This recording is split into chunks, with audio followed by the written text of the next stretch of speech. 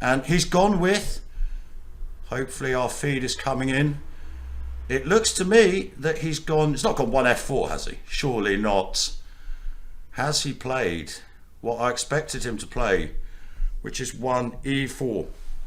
As I say, he has played, indeed it is e4 on the board. I'll try and, with your guys' help, we'll try and, my feed is not coming through yet on the chess.com. I'll just refresh it. Supposedly it is working, it is up. And I think I've got the moves. This is brilliant. So I have actually got the moves. And I believe already, and this I've got to say is the quality. Okay, I was going to say that Emre would not necessarily have been expecting Simon to play 1e4. It has gone c5, and I have a good authority. 2c3 is going to be on the board.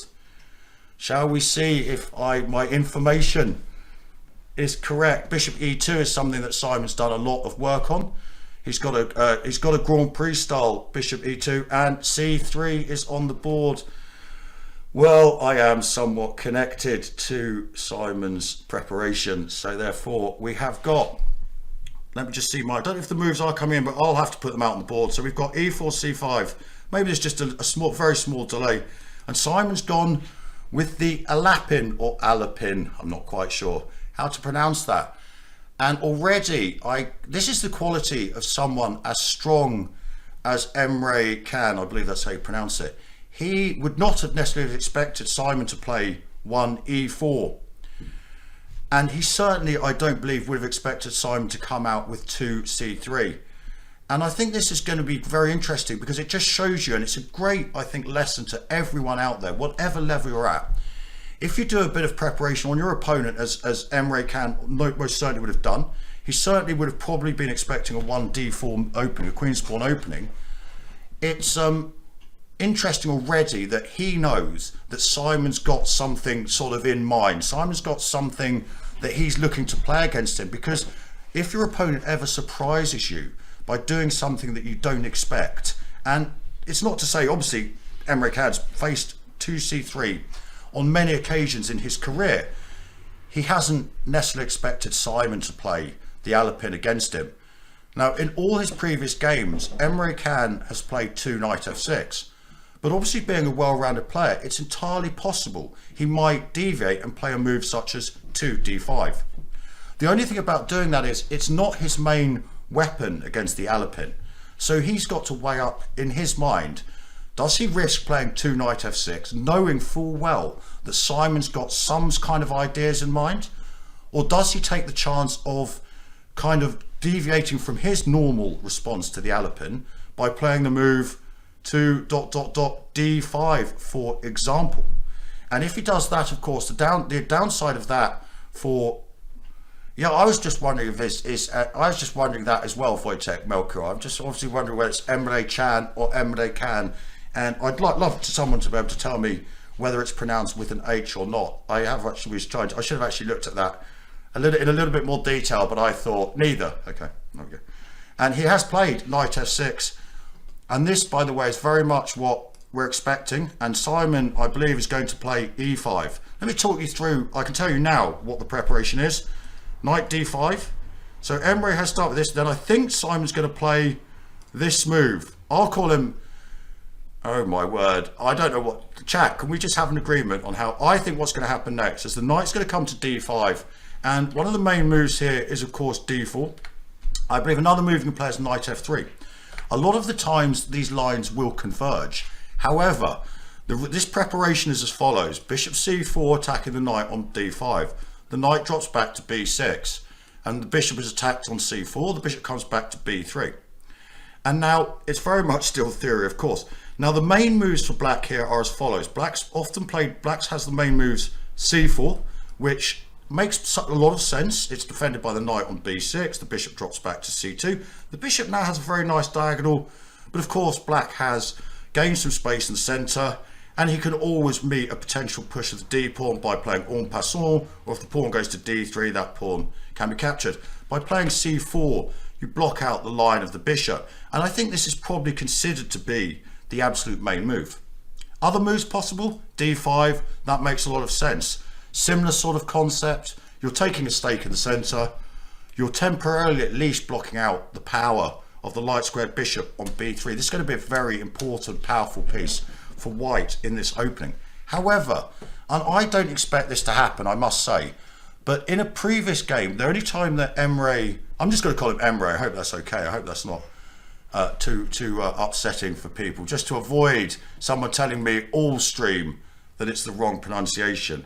I might go with Chan, as your bias says. If Karte Tank is correct, I might actually stick to calling him, I don't know whether that's Hyun or I don't think Doof, I don't think he has, but specific preparation. So the key thing is, in a previous game, Emre's played G6, which is a pretty, he did sleep last night as far as I'm aware, he had a nice relaxed evening. He was out for a run today, and then preparing for the game. Emre has played this move before, and the only time that he's met this variation, and we are getting the live moves through, which is excellent. And the point about this is not a very good move, and we're really hoping, we can't expect a 2600 opponent to repeat a line like this. The reason why this is not such a good move is because white can go d4 and then obviously claiming the center, and after c takes d4, we'd love to see this on the board because there's a fantastic novelty here. I think it's only been played by twice ever on lead chess, one by a banned account, i.e. Stockfish. They move a4, and this would be a fantastic move to have on the board. I don't expect, I think it's unlikely that Emre will repeat this g6 move, because this move a4 gives white a very nice position. We're gaining space on the queen side. We've got the obvious idea, I would say, fairly obvious idea of playing a5, which actually this knight has no squares. d5, c4 are both covered by, again, this very strong light squared bishop and this knight. So black would have to worry about how to deal with this. What happens next, for example, is d5, and then, for example, white can capture the pawn on d4. And the beauty of this is that now black no longer has d6 to challenge the e5 pawn. White has a very pleasant position. He's played g6. Oh my word. This could be on the board. d4 takes a4. You've heard it here, people. Southern a4. A novelty in any sort of like database that we've found. We eventually found, I think twice it's been played on lead chess. And as I say, one of those times it was a classic 99% accuracy, 5 center pawn loss. It's amazing he hasn't varied Mary Hatman. This was all our preparation, that we wanted him to play this move, g6. It's not the best move. So this is the thing. We knew that Emre would, as often, I said to Simon, he often repeats things that he's played before. And this is, okay, look, let's not get too excited. It's still an opening. It is a bit too excited, but this is our preparation. Simon's going to take his time, pretend that he hasn't seen this move before, and I really hope it goes g6, d4, takes, and then boom, a4. A very, very nice move. Of course, I'll tell you honestly, this is a Stockfish recommendation, and I put it in my files immediately. Simon then texted me and said, look, I found this idea, and I said I've already got it in my files, because I've had my Stockfish 15.1 running heavily on this position. And as I say, the beauty of this move is you basically force black into playing this move d5, and then after c takes d4, this knight is looking a little bit funny on b6. It would sort of like love to be on f6. Now you can imagine a situation here where it's green light for Simon. He has the potential to unleash his classic h4, h5. This center, the e5, excuse me, I didn't mean to put the arrow there. The e5, d4 center is so very solid. And without the prospect of black being able to challenge it with pawn to d6 anytime soon, this is the reasoning behind this move a4. You remove any option of black challenging that center very quickly. And white's got some very natural moves here. You've got knight c3, knight f3. You can consider this h-pawn push, especially now that black's gone for the fianchetto structure of the pawn on g6. So at d4, I assume, is on the board. Are we going to see this? You heard it here first, people. Are we going to see this line in operation? He has played d4. And so, there you go. Beautiful comment by Fortuna Lux. I believe that might be the pronunciation. Ari and Harry release the hounds. That's a great phrase. Release the hounds. A4, possibly followed by D4. What's stopping Simon from launching Harry here? In this exact position. So we join us in this position here with D4. Let's just go back. It's an interesting suggestion of playing H4 straight away. I guess Black might have to play H5. I think, as we said, it's a Stockfish inspired idea that this D4 takes A4. By the way, just in case you're wondering, a move such as D takes C3 is absolutely impossible due to the fact that A4 immediately would win this knight on B6. Again, the power of this beautiful bishop, light squared bishop on B3, covering the D5 square, covering the C4 square. So Carter Tank saying Emre went G6 probably because the alternatives are more drosh. I just think he's a guy who won this previous game when he played G6, was against the 2300, and just been asked, Mr Dodgy, I just think he's caught in I think he's caught out, maybe he's caught in a snowstorm somewhere. I believe he's in northern Sweden, so it's always possible. However, we hope to be joined by him at some point. That'll give me a little break. Emre's back at the board, D4's on the board. I think that he is a bit of a creature of habit, and as we know, it's an Alpine Sicilian, by the way. As we know, that can be a little bit dangerous. I mean, you're saying, I take the point that going back to this position on the board, if we go to the live board, in this position here, G6, why would he play G6? And have we got A4 on the board? We have. Oh, I told you what would happen. And Emre's got to be looking at this. So I'm straight up off the board. There you go. He's straight up off the board, kind of like A4, never been seen before in over the board chess that we could find. So it's very rare these days that you can actually play a novelty, an over the board novelty as early as move 7.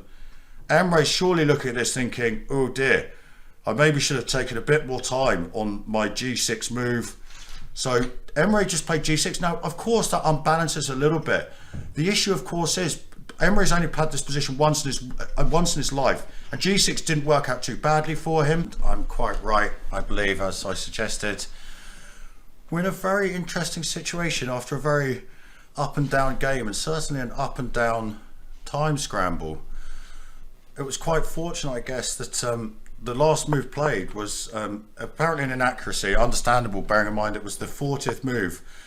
Rook B7, and Simon playing this very nice, I certainly like it, A6. As I say, this always gives White some considerable chances. First and foremost, it fixes this weakness which is being stared at by the bishop from E3. It fixes this weakness on A7, and you can imagine if these, as Mr Dodgy was saying, if these two pawns do get exchanged off, so quick puff of fresh air indeed, if these two pawns get exchanged off with these 3 versus 2 on the same side of the board, the knight obviously becomes a much better piece, because it's not as we all know, the knight is not a long range piece, so it will always have trouble if Black would dearly love to retain these 2 pawns on the board. The issue, of course, with trying to do that is you are very much, as Black, tied down to defending this A pawn. For example, if Black immediately wants to try and keep the pawn, let's play Rook C7, for example, here, then of course this Black is now sort of tied down. As long as White doesn't get checkmated on the back row or get any problems on the back rank, this Rook is now kind of like permanently, it looks quite active, but it's not active because it can't move away from defending this pawn on A7. That's why this A6 move is so valuable for White.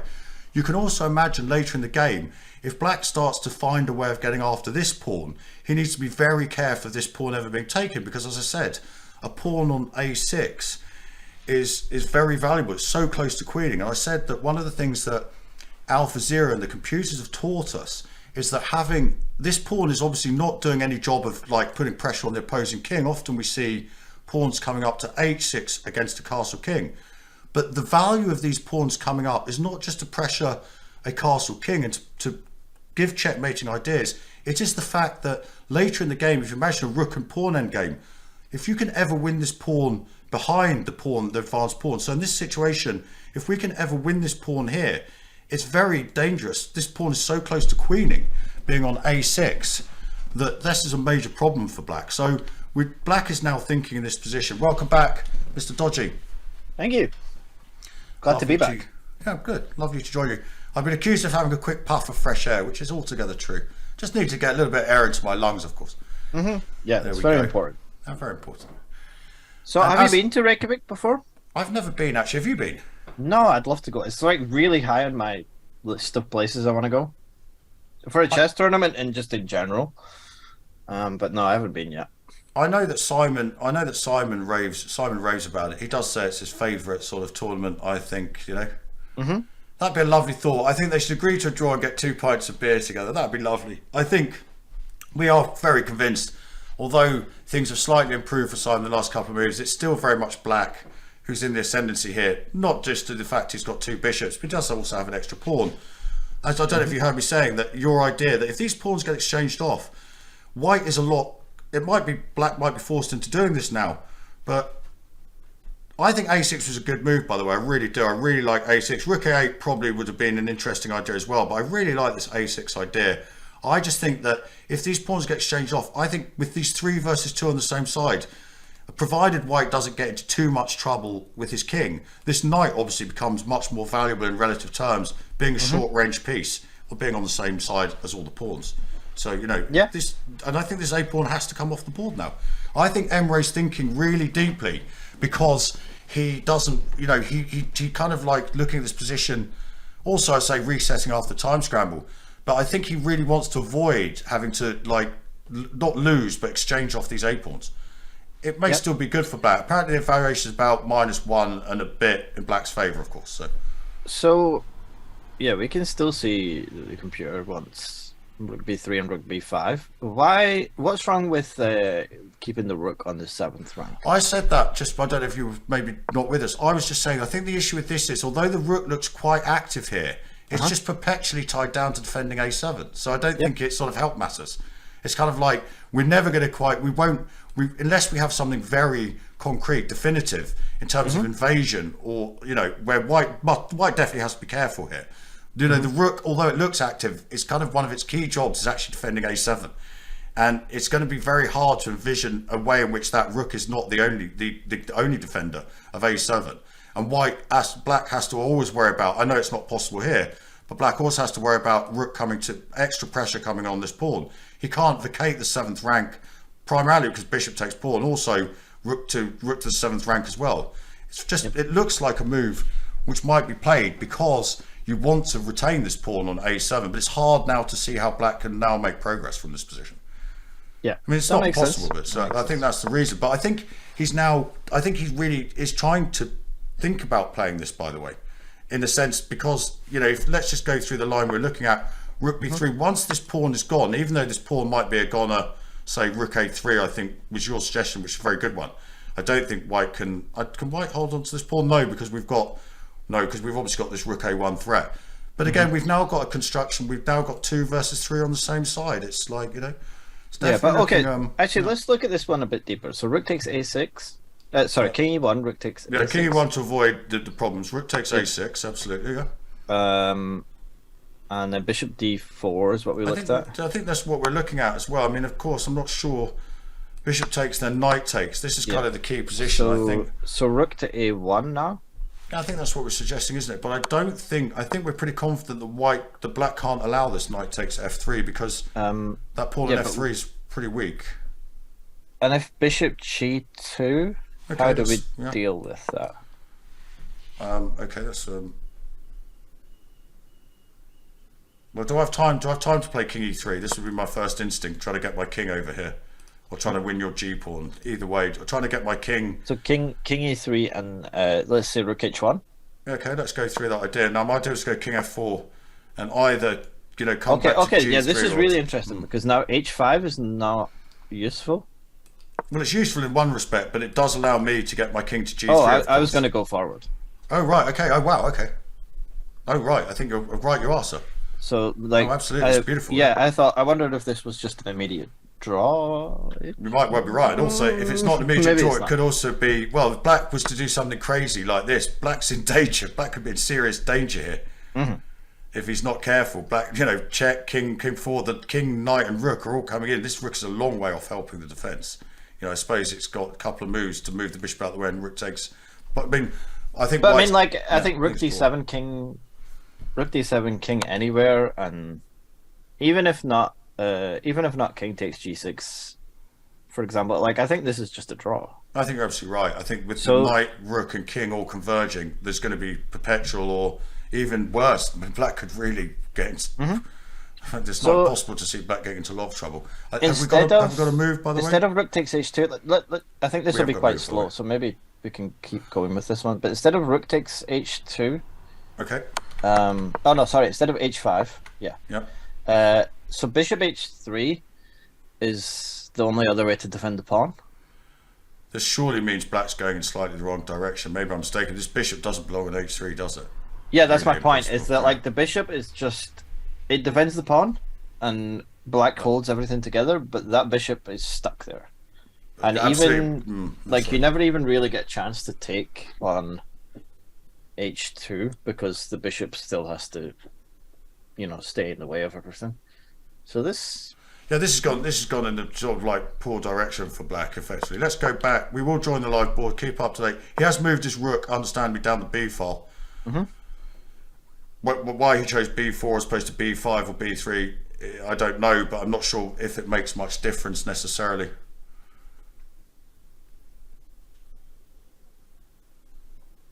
Obviously, I think it obviously makes no difference if white does play the immediate bishop takes a7, because again, any rook to the a file has the same job of threatening rook a1 and threatening the pawn on a6. Is Reykjavik a prestigious chess tournament? I'll hand that over to you, Mr. Dodgy. It's well, I haven't been there yet, so it's not yet prestigious. But I do want to say, I have a huge amount of respect for what the organizers have done in Reykjavik, in regards to the setup they have with this stream. But I don't know if I don't know if you've shared this with other people. There's actually other streamers there. No, there are. We won't talk about them too much. But I'm like incredibly impressed with what Reykjavik have done, where they have like anyone who's wanted to stream the games, they've let them put them on the DGT boards for the whole thing, and they've let them have cameras there so that their games can be streamed. And this is like, it's not a really complicated thing, and it doesn't cost the organizers anything, but they're the first big open that's allowed practically anyone who wants to do it.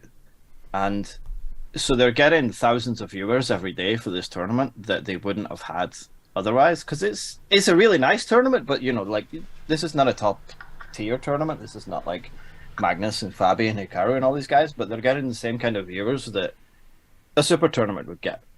So like, I have a huge amount of respect for the organizers for allowing this, and I think it's a brilliant innovation, and I hope more open tournaments see what's happening here and copy it. Let everyone do this, because then we can commentate on everything.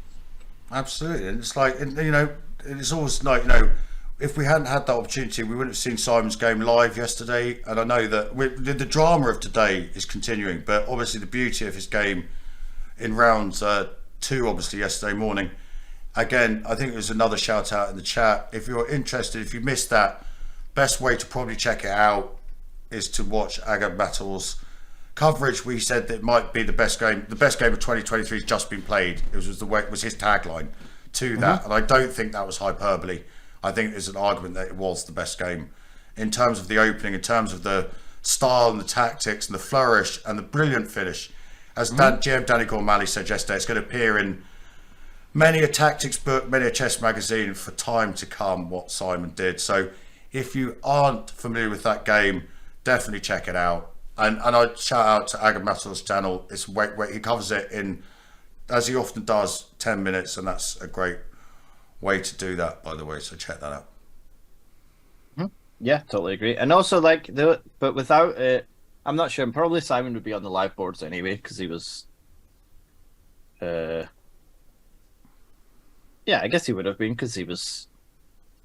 I think they have enough live boards. I think they've got like 40 odd, by the way, but still, it's but like without having like the live commentary and stuff, like people don't notice these things as quickly, and it doesn't.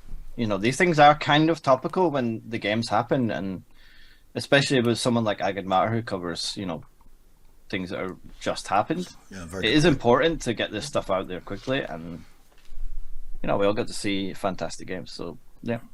Absolutely. I think he was convinced that Simon was kind of pushing some sort of F3 course against the Slav, but I can assure everyone That may I think be he will be. I think he will be after that game, but I think the one thing that Agad Matul said was that the opening doesn't have a name, but apparently, according to Zibit, and there was a shout out to him. So Zibit, for those who don't know, is Ingvar. I always slightly forget his surname because it's like less familiar to me. I do know it actually because he's been the one who's kindly given us this picture of the live stream, as Mr Dodgy was saying.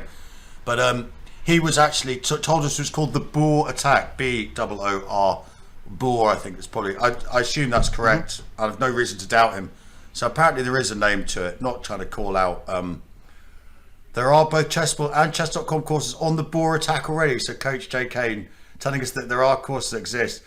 Yep. His opponent now kicking themselves that they didn't know. Apparently the best response to F3 I looked up overnight is Queen B6.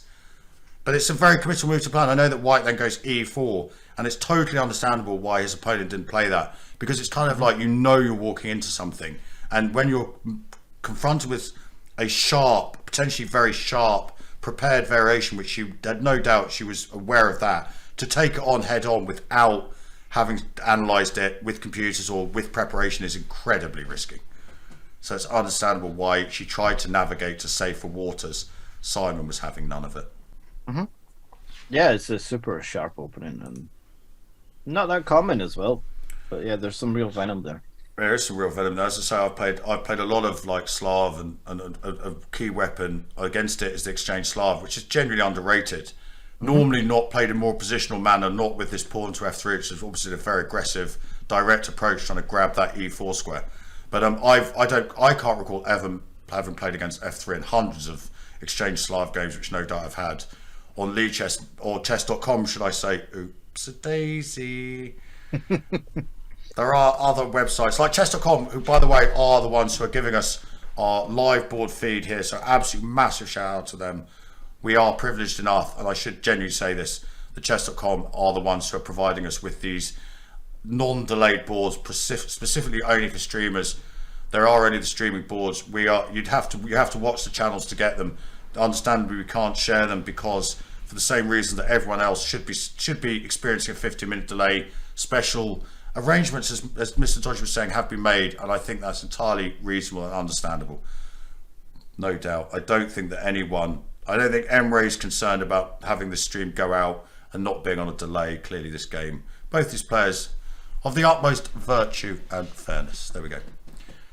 So we're being asked, Rook D7 is supposed to be the best move, by the way, and it is understandably, I would say, the best move. You know, whenever you can put a rook on the 7th rank, it makes perfect sense. And we have the idea of then taking on A7 at some point. Let's just go through this. So King G8. The question is, why can't we play Rook takes... Oh, sorry, not Rook B7. Why can't we... Oops, sorry, not Rook C7. I've got to take my time. Why can't we play Rook takes A7? It looks like we can play this. There might be some issues with Rook A4, but I'm not quite sure why that is the case. I think I'm not quite sure why this is the case. There might apparently be some issues with Rook A4 coming with the threat of coming into A1, which would either be checkmate or win some material. And then Black's going to combine it with Bishop E5 with some ideas of checkmate. And as we've said before, as Mr Dodgy beautifully points out, this H2 pawn is now sort of like the weak spot in White's camp. There's not many weak pawns left to be weak, but that's one of them. Yeah, isn't the difference that you can't trade off dark squared bishops now? Ah, very good point as well. Because this feels more dangerous to me. Absolutely, of course. Even though we've at least temporarily leveled the pawn count, we've got into a situation we're kind of like looking at earlier, where White's rook is now almost tied. White can't go rook A8 because the bishop's covering it. So this rook, although it's very, very nicely placed, cutting off Black's king, the key issue is not checkmate. The key issue is that Black's going to start going after maybe this weak pawn on H2 at some point, and whenever this rook moves, the A6 pawn will be lost. So it's actually, as you know, always get rooks behind passed pawns, because that rook has beautiful opportunities and it's covering the A6 pawn. This rook basically can never, it's nicely placed there in one respect, but it can never move from there because it would lose the A6 pawn. So it is sort of temporarily stuck on A7, which is the case. Simon, by the way, how about this? Simon's taken his jacket off. He only put it on 5 minutes ago. Is this a good sign? I like the fact that people are cogitating these ideas. Just go back. We've been told. So after this, there's a suggestion that we could check because the king can't go to f8. But can the king get out if we start checking again? Maybe we're just sort of improve. Maybe we're improving the position of the black king. I don't know. Yeah, although. But then again, you kind of. Yeah, does it need to keep an eye on the H? That's quite interesting, actually. Like, how does he deal with that? So let's go through this. So like, check. Oh, this. Yeah, it wants you to. The computer says you should take the H7 pawn. This doesn't seem correct. So Rook check. D8. So King F7. Well, black has to do this, by the way, because otherwise, black can't continue. And he has pointed out very nice in the chat. This always runs into this problem if the king ever goes to f8. So it kind of has to run out. So if we check here, the king, if the king goes back, yes, we're repeating as white. We'd definitely take a draw, no doubt, because we consider ourselves to be worse. So if black wants to play for a win, which I suspect he will do, let me just put king e6 on the board, which looks like the only thing about that is, let's put king e6 on the board. And Mr Dodgy saying that rook takes h7. I guess the good thing about that is we're starting to eliminate, black's running out of how is this? Black's running out of pawns. This is not a serious attempt because a7 just falls. Absolutely. I mean, black would have to almost to win this position. Black would basically have to get checkmate. I mean, you can't. There's no realistic way of winning this or winning one of the pieces. I guess. I don't understand I don't know if this is low depth engine stuff, but so the computer's top line is king d6, rook a7. This just looks crazy, doesn't it? And rook a4. I don't get it. How can black be better here? I don't understand. I don't think white has any chances of ever winning. Let's be real. But even if you drop the H pawn now, how can white lose? Yeah, I mean, I agree with you. I mean, the only way that white can lose is either by being checkmated or getting a situation where you have to give up one of your pieces in order to survive, and I think that's entirely avoidable. I think that's entirely avoidable. I'm surprised that black's even better in this position. By the way, I'm not even sure why. That is. Yeah, I don't know if it's just the engine that is on. It's only on depth 20, so maybe it's misevaluating something. At least Mel said correctly. Black is going for these ideas. Rook a4 threatens rook a1, winning a piece. But the thing is, we do know that white can start running away. There may be some dangers here, of course. We can put this on the board. So, okay. So rook e4, rook takes a7. No, sorry, king e1 first. We'd have to, of course. And now maybe. So what's wrong with rook takes a6? Oh no, we can still pick up the pawn anyway, of course, because the bishops and the rook are combining on it. So I'm not sure what the. Let's just carry on. We've got the engine running. I'll be honest with that. After this, apparently rook takes rook a1. You have to go knight c1, which is. Because the rook a2 would win the knight if we run away. But apparently this looks only temporarily. This does look a bit we are losing a piece maybe. This is the point. No, bishop c3, king f1. And then what happens after bishop b2? Rook c7. Rook c7. So we are actually holding everything together. I'm slightly surprised Simon has made a move. And wow, he's played a very interesting move which apparently is not good. He's now got his head. He's made a move. Now he's got sort of head in his hands, which doesn't look good. He looks like whatever he's done. He's seen the problem. He's played knight d4, which. So the problem is rook a4. I think, and then king e1 doesn't work because king e1 just there's a mate. Oh my days! I think he's noticed it, has he? Oh my days! This is a horrible move. I've got to say. And do you know what he actually thought? Oh, I've got to say, it's a horrible move. Easy to say in hindsight, but crazy. He thought he used up half his time. I wonder what he saw here. Maybe he's overlooked. Maybe he's just overlooked the. Maybe he's just overlooked that this king can't run away to e1. Yeah, but there is still other stuff. There's knight c2. Yeah, there's apparently knight, and then we've still got this idea, but it's obviously we've had to is that knight? I'm so confused, but what I still. Why it's so bad? I agree. Yeah, so rook takes a6, rook d7. Let's go through it. Rook takes a6. We need to obviously get rid of this a pawn. So rook d7, king. Let's go king g8, and then rook takes a7. Yeah, I can see Rook D6 being very scary. Yeah, this is very. Now we're sort of getting really tied up, aren't we? And we might not be able to But ever. is it? But is it so scary? Well, I think this is where we might get sort of tied down to covering things on over here, and then this pawn is kind of like getting into a bit of trouble on h2. And obviously, I don't think we can, with everything else stays on the board. I don't think white can afford to go 2 pawns down with this h pawn running. I think this might be the issue. We might be, this pawn might be, just we can't defend. We can't stop threats of mate and defend h2 at the same time. You can only the lines that we looked at where you can give up the h pawn, like the king had to get super active. So like exactly you lose the h pawn, but the king comes to g5. That's right. That's brilliant. And the line you were talking about, absolutely. So the issue here, of course, is that I'm just. It's a strange move, knight d4 in a way, but then again, it's also, we can easily say it's a strange move if we can see in front of us that it's not the best move. I'm not sure. Maybe he's trying to play for a win here. That might be why he's played knight d4. It's quite optimistic, but you never know. Maybe God loves a try, and he's going to get points for doing that. Basically, it's just, this seems like Black's move of rook b4. I don't think kind of overlooked the idea of rook a4. Maybe he's overlooked one of the sort of the nuances in this in terms of like, maybe it's rook a4. Maybe this is what he's missed. Rook a4 and knight takes f3. G takes. He still needs king e1. Yeah, I mean, I think maybe is this. I wonder if this the endgame with rooks off is. I wonder how bad that is. I wonder if it's like, if Black plays the sort of, I think, reasonably natural.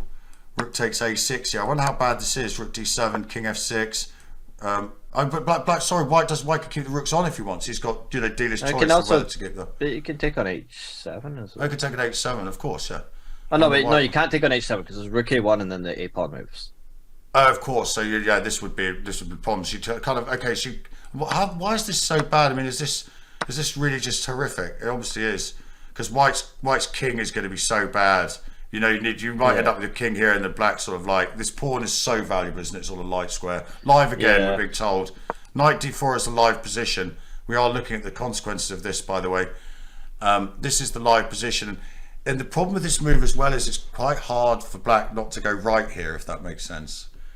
His idea was rook a4, I think, with rook b4. Like his idea is always to swing across to the a file. It's like, I feel a little bit like, I know Simon's not doing this deliberately for his own benefit, but like the worst thing you could give a dying man is hope, and also give him hope and remove his restaurant reservation as well. I mean, these are like, these are the It's going to be beans on toast again for me tonight, Mr. Dodgy. It's going to be a late night comfort supper, crying into my beans. Do you ever have beans on toast? Do they have those beans in Sweden? Sorry, I shouldn't say. I don't know why I'm asking you about Sweden. I've no idea where you are in the world, but I'm still in Sweden. I think it's an open secret now, isn't it? Unfortunately, you did have this. I remember, like years ago, there was a lot of talk about who is Mr. Dodgy, and then unfortunately, your success got the better of you almost. And like, I think the searches and the publicity of like your fantastic work. I think anyone who asked me knew where I was. Like. Is that because you told them? Yeah, it's never been a secret. There was a couple of not very bright people on the internet that tried to publicly kind of work it out and failed miserably. I mean, I'm not going to name which Nigel it was. It could have been any of the Nigels. But they tracked you down they tracked you down via your VPN, is it?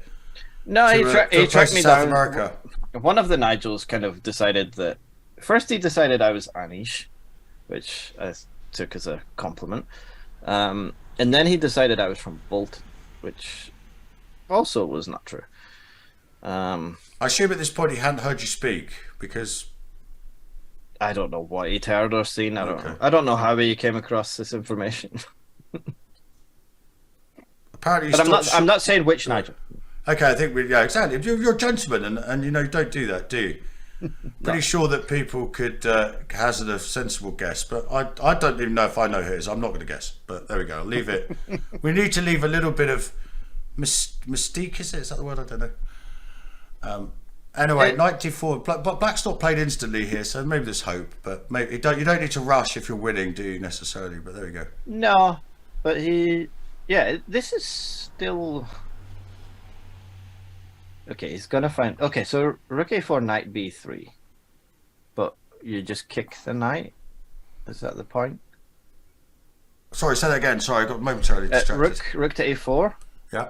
I need to get back on the analysis board. Rook a4, I can do it now, yeah. Knight b3? Is that why is that different to knight c2 out of interest? Because once it gets kicked, you can go to You might have some more. D2. No.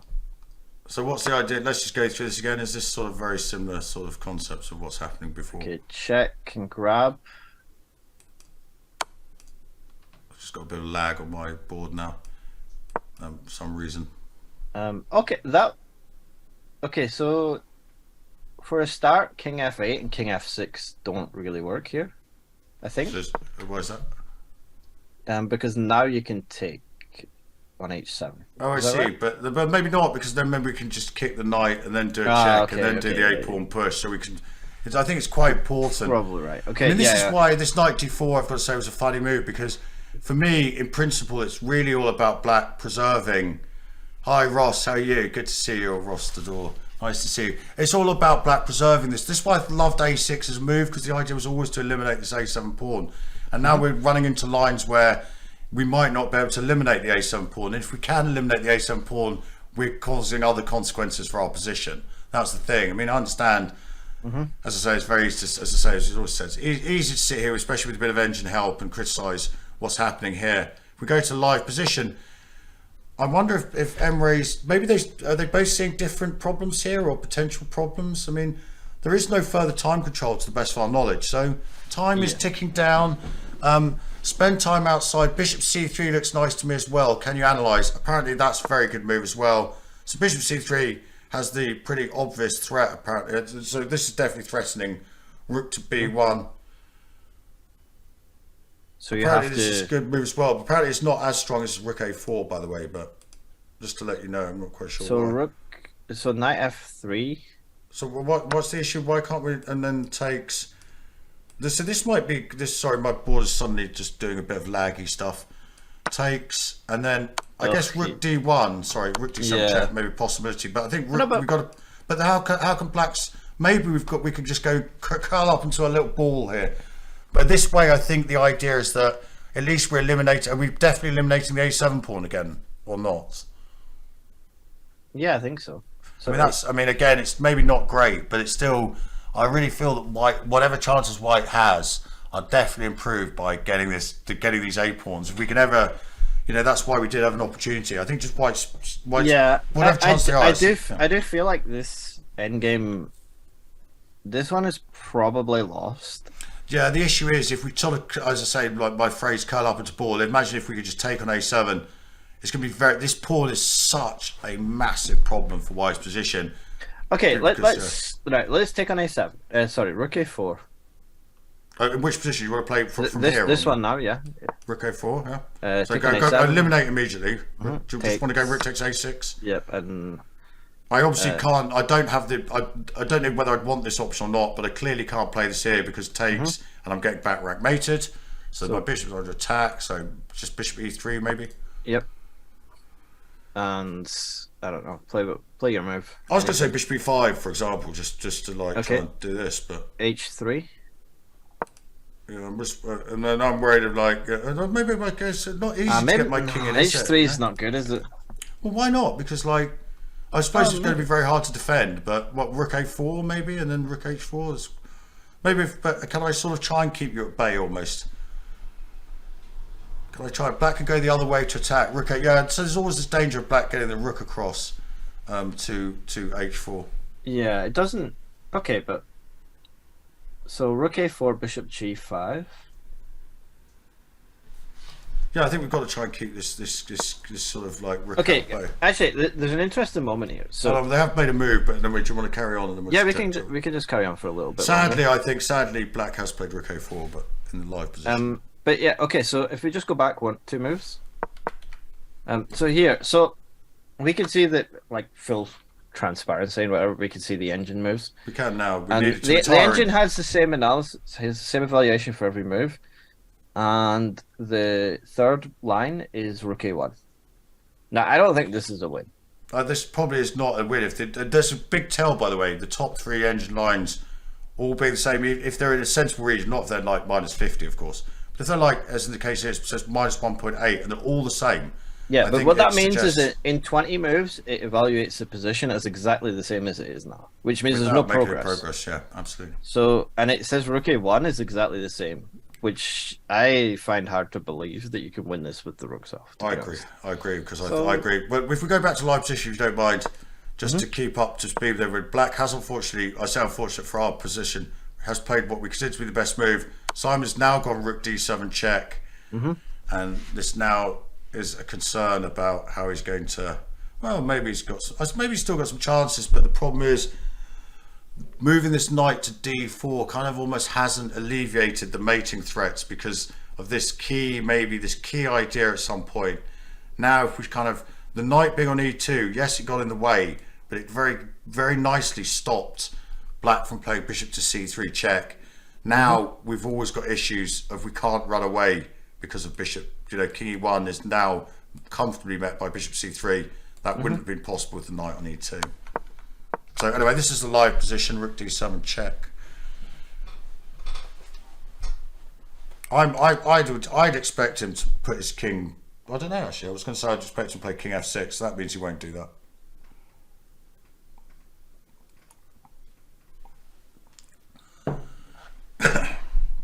Excuse me.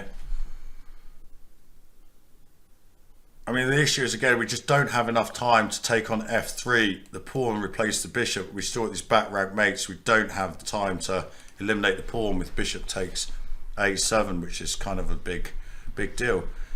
So, but just to let you know, the clock times you can see are accurate and important, because even though there is still 30-second increment, there is no further bonus time. So it's slightly less relevant. He has played King F6. At least I've finally made a prediction. Whether that's valuable to our stream or not, I don't know. So yeah, this scares me a bit. But okay, let's still look at this. So knight takes F3.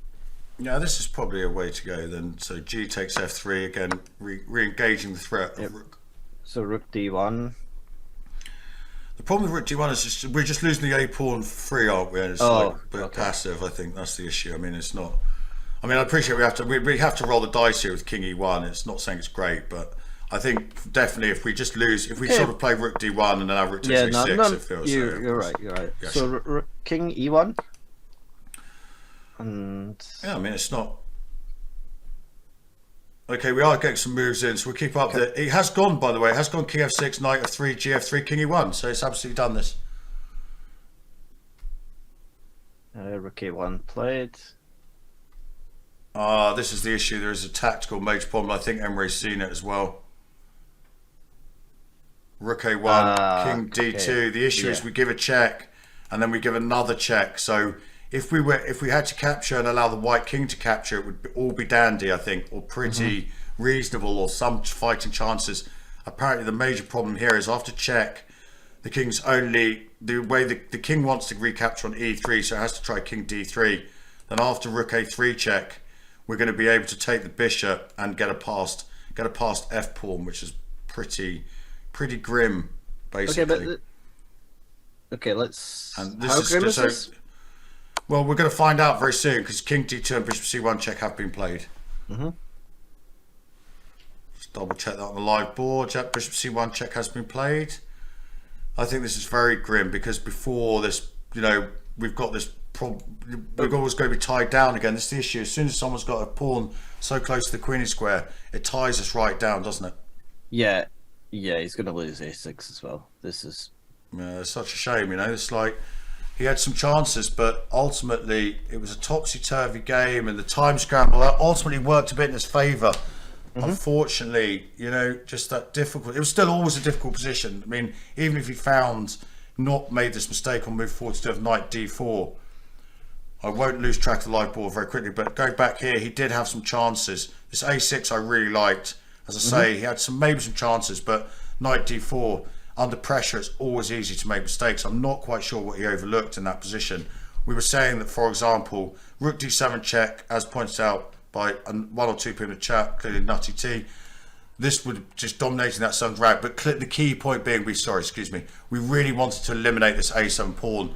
As we get back to a live position, that a7 pawn still on the board, and that is a major issue.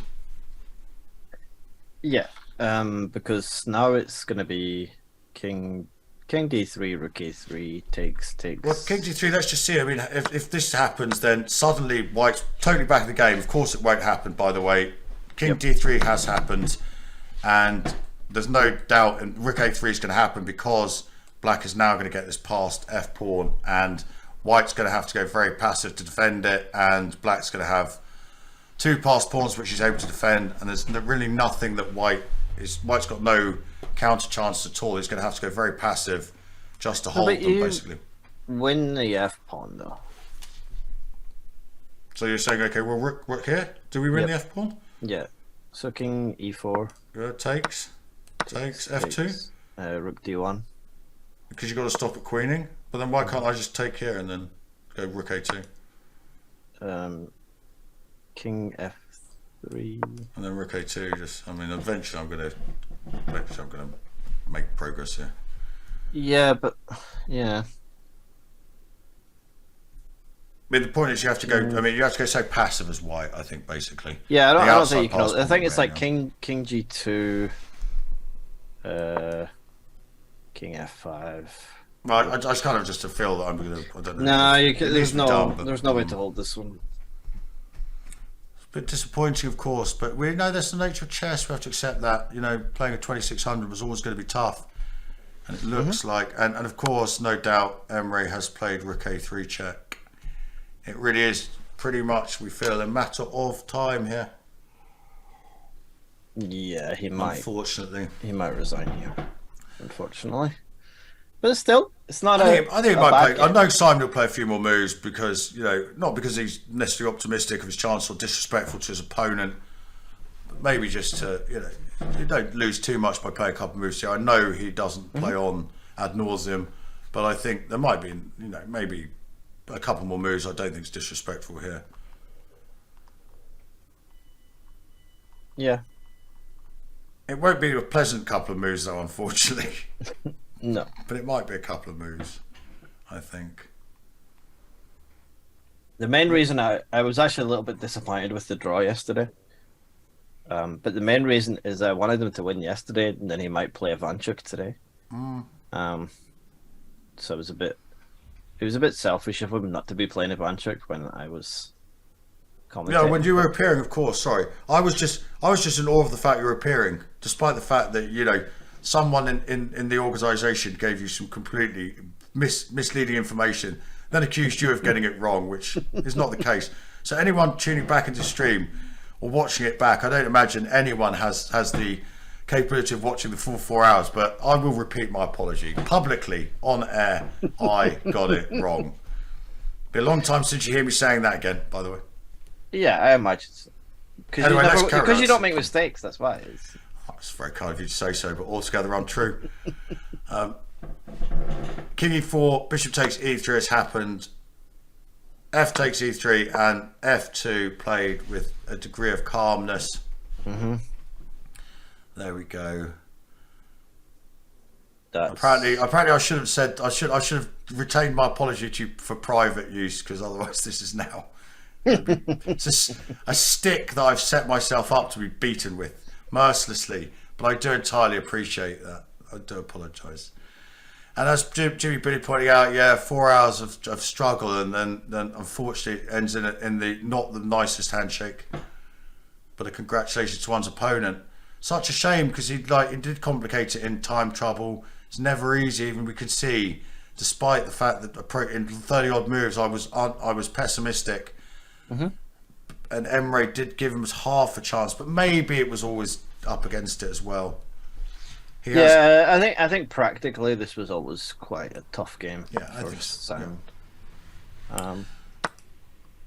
So Rook D1, the live position, but he got a fight. Like, this has not been a one-sided game. It definitely made him fight in approaching the time trial, and definitely, he had some outside chances. But as we say, it was always felt that he was paddling a little bit upstream, even though there could have been a slightly easier way for Black to play, of course. But that's true. There's easier ways for White to play. It's nature of chess, isn't it? Unless you're the third best player in Norway, you seldom play with such ease. Yep. Okay, so he's playing the moves that I suggested, which is. So Rook takes A6 on the board. Not King usually F3, the best sign. Rook A2.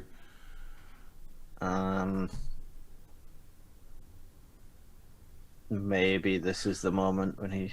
This is quite cruel. Actually. King G2, F1 check, just to get past pawns on both sides of the board. I don't know if it's the best move, but it feels quite a cruel move actually. F1.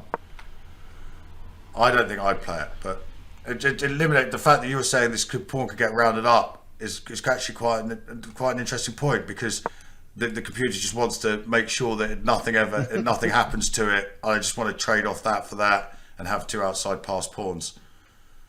The key point being after F1 is discover check.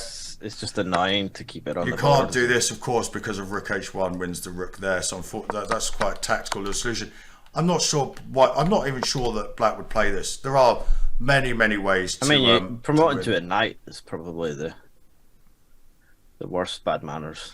That's an interesting point, actually. I didn't notice this possibility. Instead of going passive, could White have tried to do this little clever idea of Rook D8? The idea of being he stops Queen with the skewer of the King to the Queen. It would have been a slightly interesting idea. Keeps the Rook a bit more active, but I'm not sure. That's an interesting idea, actually. Yeah, this Rook A4 move is quite annoying because you can't go to F3 or D3. So you have to go to D5, and then there's. Oh, there's a really annoying solution which I actually did. The engine is running, but I did figure out for myself. The really annoying solution is Rook A4 check, and then the idea being that the King's own. I think the King goes to here. It's queening with check. The King's only square is here, and then we've got Rook here to here. I actually figured that out for myself. So I'm sure there are other ways to win as well, but this is easily the most straightforward one. Apparently as well, we don't even have to be cute, maybe King E7, but then it gives White the idea. So Rook A4 check, if we want to try and maintain that idea of keeping it. It's a nice idea, Rook D8, trying to maintain the activity of the Rook. Once again, the idea, we want to get behind a passed pawn, but unfortunately, tactically, this Rook A4, Rook check, and then Rook gets to the F file. Once again, it's the first one to get behind its passed pawn. So there we go. The live position is King G2. Black is deciding whether to play F1 check or not. With a 30-second increment, he's got a bit of time to decide whether he's just looking for the smoothest, the cleanest way to win here, and no disrespect to Simon's position. And I think he's just working out whether he wants to keep, why screw up, Why screw up? How clean is this after, say, King E5? Probably, is there any? Yeah. Well, apparently not so clean. So there we go. Apparently, Rook D7 is so important. Even if this is a losing position, even after this, it's not so clean at all. Apparently. So Rook D7. Because White's Rook gets active. That's the key thing. Rook D7, King E4. Can we find a way for Black to mess this up? Not really. Not really, but yeah, it's because it's like the Rook takes H7. King takes E3 is maybe. The problem is, we're just getting a question in the chat. The problem is with the move such as Rook F1 here. The issue is that White is the Rook is so passive that you just can't. You're not going to get out of this. By the way, you also can't take the pawn. You can never take the pawn. That's the thing, because this A pawn is going to win the game for Black. So that's absolutely right. By the way, the Grandmaster, he's gone F1 equals Queen, just to make sure that none of this. Smoothest conversion, King takes F1, the Rook will inevitably take the pawn on H2, and now these pawns it's very annoying, of course, that white can't play rook a1. This would never have happened, of course, had this been a possibility. The white rook can't go to a1. How far are we after rook d7? Like, I know we're far away, like, because there's 2 passers. But that's actually a good point, actually. So h5. That's actually really good. That's actually of course. This is you have to do just give up the a. You just give up the a pawn, don't you? Yeah, but is this so trivial? It probably is, because the king's cut off. There's 2 passers. Like, I don't think you can save it. But no, it's definitely. We're gonna. By the way, we're gonna find out how trivial it is, because I'd be surprised if this is what goes on. Which doesn't happen, by the way. I'd be very surprised if this doesn't. If like there seems to be no other sensible move other than rook d7. By the way. So, but I mean, I guess the main point is that rook d7, that you can't really hold on to both pawns. You definitely can't hold on to both pawns. A5. So this is very there's committal decision point back. It's definitely winning. But so as pointed out here, after this and a5, this and then rook a7. It's very important that black doesn't get. It's very important black. I don't know. I assume this is not winning if black. Okay, let's look. But I think like rook a2, for example. I think this is. I think this could be drawn, by the way. Probably. My immediate. I think it's a win because it is a win. You're absolutely right. There's 2 passers and the king is of course, it's the point. Of course, the G pawn is passed. If this G pawn was an F pawn, it might make a difference, but maybe it won't. But yeah, I think we're kind of clutching at straws. Oh, we're actually hold on. We actually point out what's wrong with rook h5 here. Maybe apparently it's not that clean. No, this lets the king out though. This lets the king out, of course. Yeah. So even though black might win eventually in this position, and we'd be surprised if it didn't, but it gets a little bit messy because the rook's sort of tied down temporarily to this h5 square, and if you go h6, then some weaknesses come in, of course. Everything wins, though. Really, everything kind of wins. Yeah, exactly. I suspect he's just going to go for these 2, give up the a pawn. Rook takes h2 has happened. The live position. I suspect he's just going to give up the a pawn. I think he's played rook d7. Yeah, I'm pretty sure he'll give up this a pawn. He'll just go like h5 or something like this, or yeah. Apparently, this rook h5. Just to confirm, rook h5 is definitely winning, as Mr Dodgy points out. So, like Lawrence Cooper's idea of a5 and then defend the pawn, that's definitely winning. Black will untangle and get out of it. Let's just see what they're doing. So, no doubt that's winning. He has played a5, so again, contradicting. It's been a long day for me, apparently. a5, the rook comes behind the pawn, and he can still give up the a pawn if he wants, but he could also absolutely just play rook h5 and not give up the a pawn. Fortunately, there's not going to be any interviews unless you want to stay here for hours and me interview Mr Dodgy about his brilliant chess career. Yeah, I don't think anyone needs that. I need to, it's getting late here. It's been a long day, and it's been, obviously, we're always a little bit disappointed. Well, not to have you as guest, Mr Dodgy. Always a pleasure.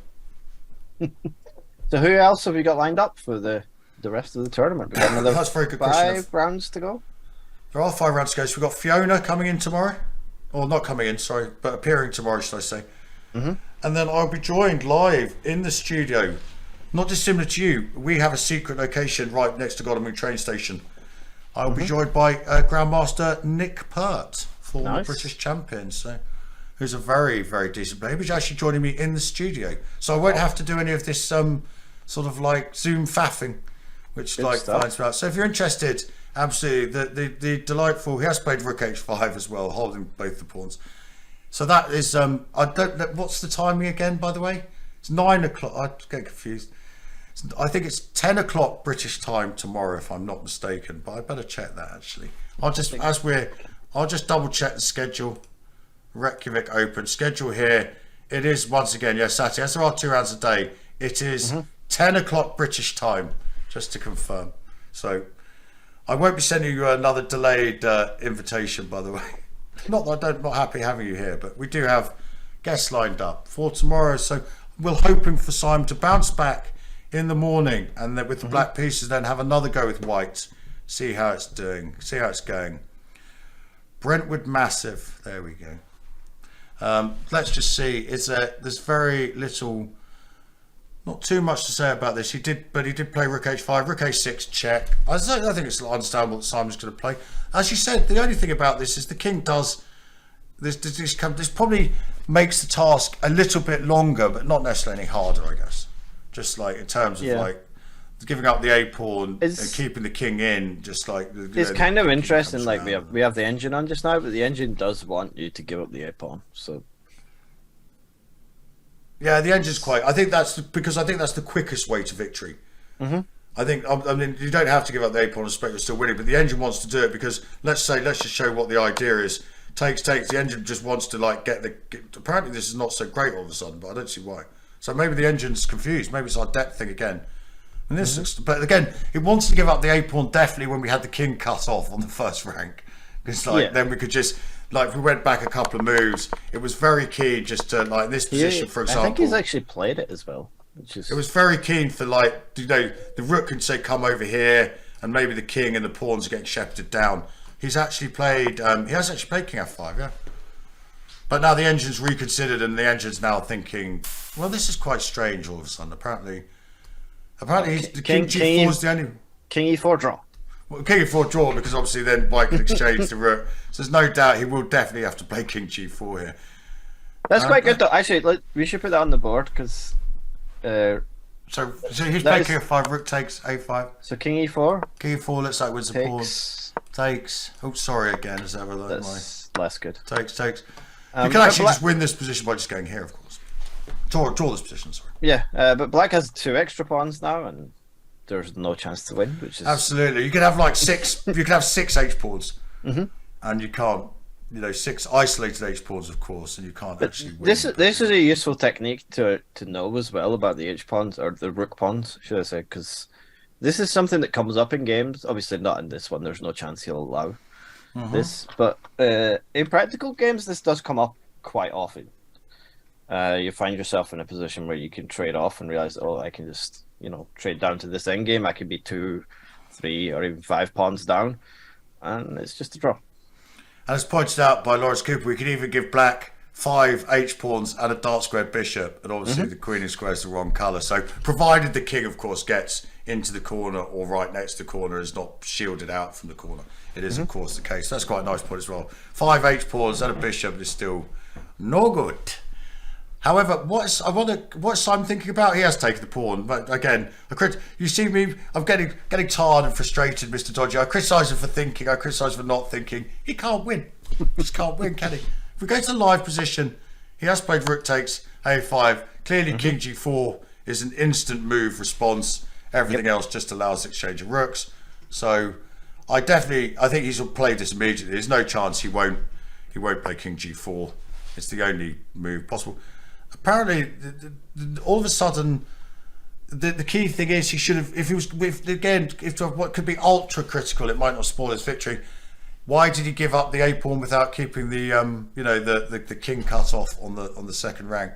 Maybe he just had a change of heart and decided that he needed to give up the a pawn, like the engine wants him to do. But he should have done it, of course, with his rook here. That would have been a lot more beneficial, given Black a lot more scope. But even though.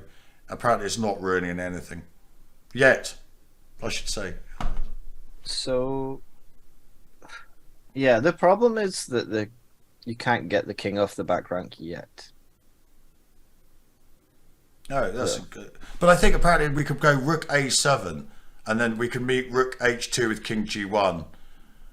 When of course the rook either has to, if it moves sideways, it loses the h pawn, so it has to then may let us off the back rank to at least g2 perhaps. Yeah, it doesn't. See, there may have been some constructions where you can check from the side if you don't have the e pawn. I think these 2 pawns are basically, but almost always winning unless something really crazy happens. Yeah, you need to really. 2 pass pawns are always winning unless you really sort of find a way of completely disconnecting. You're completely disconnecting your whole. What remaining forces you have left. 2 connected pass pawns. Okay, so let's say rook a7, king f3. Threatening mates, by the way, for those of you who want to know. King g1. Oh, I see. So this might be. Oh, this is pretty. I see. You've got to stop mate. You're going to lose your pawn. I see. So I missed this one, by the way. And they're just. I think these. Is king takes e3? Is this good? This was my point. I think these are always these. Honestly, I think there are only some incredibly tiny exceptions, and I don't even know what those are off the top of my head. Basically, okay, but is I think even if your king was over here, I think it might still be winning almost. Maybe not. Yeah, actually, you're probably right. I was wondering if maybe the not. rook was Maybe on not. h6, if it's still.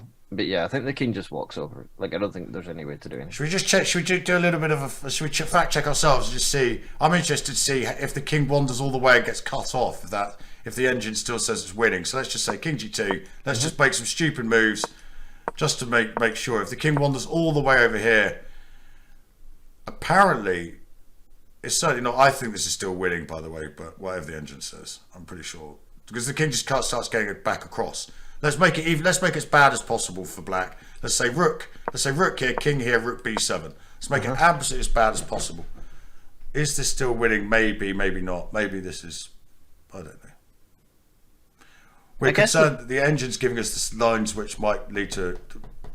If sort of valuation might lead to draw. I genuinely thought these were still ultimately always winning, but perhaps they're not. I guess the problem is, like, you can't play rook b5 here, for example. So if you can find a way to like keep attacking the pawn, I don't think you can. Oh, I see what you're saying. You can't play because you'll drop the pawn, absolutely. But I'd be interested to see. It'd be an interesting one to look up. We're not easy win. The black piece just creeps. Apparently, I thought it was always easy winning. Apparently, black just edges forward sooner or later, basically, and then eventually something happens. Anyway, let's get back to the live board. It's gone king g4. It's gone rook a3, which apparently is not necessarily the best defense, but there is no. If there's no good defense, then it's separating something from something. King f3 threatening a mate. I'm surprised he's not got king g1. He's actually got king e1. But there we go. Rook h2. Once again, going back to this construction where the king is cut off, and king d1. Well, he can't go king f1. I'm not quite sure where he's going, but now black's gone g5. And the problem here is that just this pawn is. The king is. I'm surprised he wandered the king this way, but it wouldn't have changed much had he had his king on g1. He presumably was worried about g4, g3, some sort of another checkmate. They've shaken hands, unfortunately. Yeah. We can tell you that game is over. They have just shaken hands. A disappointing result, obviously, but these things happen in chess, don't they? I mean, white against the 2600. I hope as opposed to black against the 2600. Yeah, it's a slight difference, isn't it? But maybe, I mean, maybe Simon gets a chance to bounce back tomorrow and like with them. Do you know what I tell? We don't have a live camera feed, but I know what Emre's saying there. Brilliant, this 704 idea. Absolutely stunning preparation. Yeah, that's what he said for sure. I don't know who your second is, but put me in touch. Not that I'm a second, by the way, just as a joke, by the way. We did have a little conversation we did talk about this line, as you know, before the game today. I think that's what Emre is saying. It's like, I won't play this g6 again. This a4 really caused me some trouble. However, all credit to him, he dealt with it. He did deal with it very, very well. Yeah, he played a very nice game today, I think. As being pointed out in the chat, I always felt that Can. Very good. But he didn't play the Caro-Can. He didn't play. Can play the Caro-Can. Enough already. It's been a late day. Understandable reasons. I'm not going to be reviewing this game. Thank you so much for joining me. It's been an absolute pleasure to do it with you. Yeah, thanks for having me. I've had fun. It was a really exciting game. I'm glad you guys invited me. So. That's brilliant to have you, and thank you very much for your input. It's been a pleasure. Do check out, as I say, if there are still streams available and you like a bit of high quality chess, do watch some of the Magnus games particularly for the Mr Dodgy Invitational 3.0, or was it called 3.45? Knowing you, I think it was 3.0. It was, okay. If I remember. Yeah, I might misnumber them at some point, but we're not there yet. Anyway, honestly, genuinely check out. I watched it. By the way, I watched all of it, and I'm not just saying that. I loved it, especially when Magnus is playing. It's quite good, but he was fantastic, and it was a great tournament. And continually, good luck to organise the bigger and better, the rebooted. Cheers. What's it called? Like Mr Dodgy 4, whatever. Yeah, it'll be the 4th edition this year. I think I'm actually the second longest running online super tournament. I think it's only Speed Chess Championship that's gone longer than me, because the Magnus Carlsen Invitational, they actually stopped doing that, so his died out before mine. Well, that's Who is this character you keep referring to? Joking aside, of course, he did win the last one. So, Gary Carlson, what fantastic. I won the ... I won't ask you. I know you like to keep it somewhat hidden, but we look forward as and when. When is the tournament scheduled for, roughly? Probably sometime end of the year, I think. Sometime at the end of the year. And obviously, we do keep it. I know it's a top secret who is in the lineup. There's a great challenge these days about predicting who your players are. I know you keep those close to your chest, so do keep an eye. Also, just plug your stream as well, Mr Dodgy, because you do actually have. Do you want me to type in the chat just for people who are still with us? You can if you want. You can just, I stream it regularly, but is your sort of handle Super Dodgy? Mr Dodgy Chess on Twitch, I guess. So do check out Mr Dodgy. He's a great character. Check out, watch him play a few games like me, probably similar level to me. We maybe have a match up again one day. But I seem to remember you crushing me last time. That's why I've been ducking you since then. I'll be honest about it. Anyway, look, thank you very much for everyone tuning in. Disappointing day, or slightly disappointing for Simon, but hopefully we'll catch you all tomorrow, 10 o'clock British time. I'll let you guys figure out when that is in your local hours. Best of luck to everyone. Enjoy your weekend if we don't see you again. Thank you very much. Have a good night all. Bye for now. Bye, guys. Take care.